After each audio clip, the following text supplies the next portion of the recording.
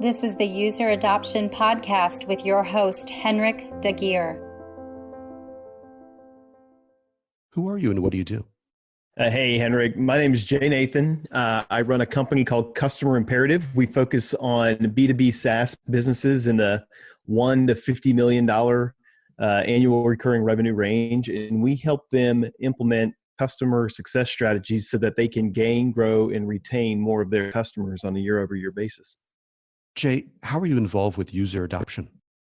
So user adoption is a pretty important piece of customer success. We focus a lot with our clients on the full customer life cycle as it pertains to how we sell to them, the value proposition that we put in front of them early on from a marketing perspective, and then how we deliver on that on the back end.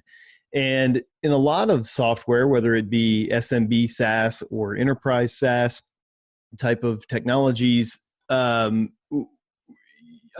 of the products actually a lot of times will influence the outcomes that our customers have as a result of using them. So user adoption is a really important part of the process of making sure customers are successful and they get the value out of the solution that they've purchased from us. Jay, what are the biggest challenges and successes you've seen with user adoption? Yeah, it's a great question. So in general, I think, we think of customer success as almost change management at scale. You're asking people who have jobs, and again, we focus on B2B mostly. So companies that sell their software to other businesses, and the people within those customers, they have day jobs and they know how to do the things that the processes that they have to do on a repetitive basis. They already are very familiar with the technology that they have, and change is hard for humans. It's just a hard thing to do. So I would say, getting people excited about using a new technology is always a challenge, but we tend to find that challenge is overcome by really focusing on what's in it for them and making sure to have a clear story around how they're going to benefit from using a new technology platform or using a new business process to do the thing that they need to get done that day. So change management is always a challenge. From a success perspective, where we see the most successful technology companies is where, in terms of user adoption, is where the product team focuses heavily on user adoption and usability. We've probably all been exposed to technology products that are, they look like a database on the front end. They feel like a database. They're not fun to use.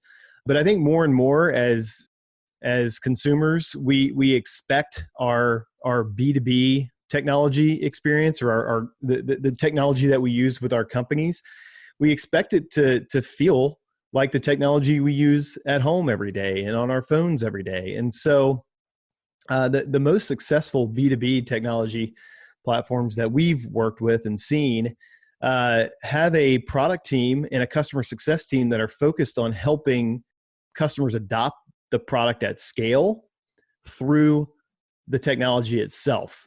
You don't need a training session. You don't necessarily need to be guided through the product. It's sort of self-evident how to work with it and what to do.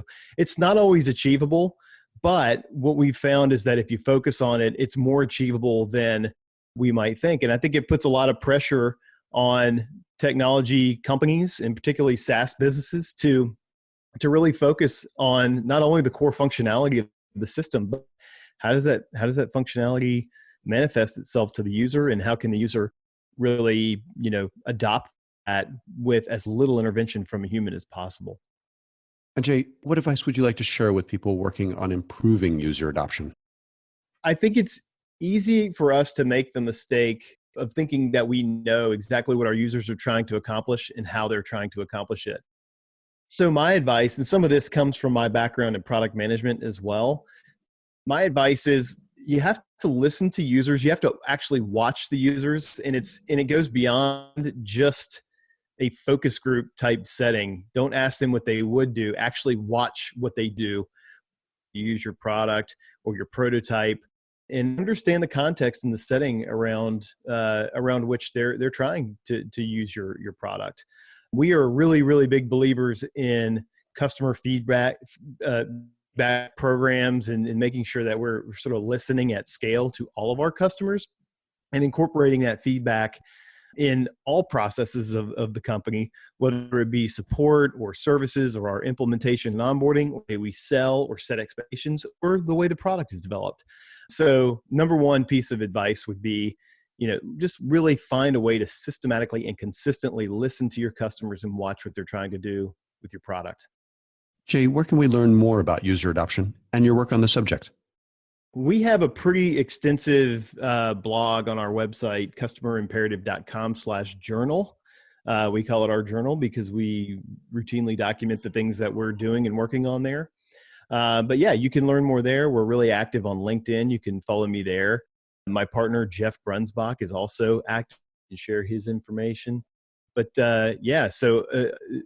user adoption amongst other customer success strategies and technologies and approaches, you can find all of that on our blog. You can also check out our podcast. It's called Gain, Grow, Retain. And you can get it on all the major podcast outlets. And we spend a lot of time talking with customer success leaders, sales, product, engineering, CEOs about the different aspects of customer success, including user adoption. Great. Well, thank you, Jay. Thank you. Appreciate you having me. For more on this, visit useradoptionpodcast.com. Don't forget to please subscribe, rate, and review. And for a book about this, check out useradoptionbook.com. Tune in next week for the next episode. Thanks for listening.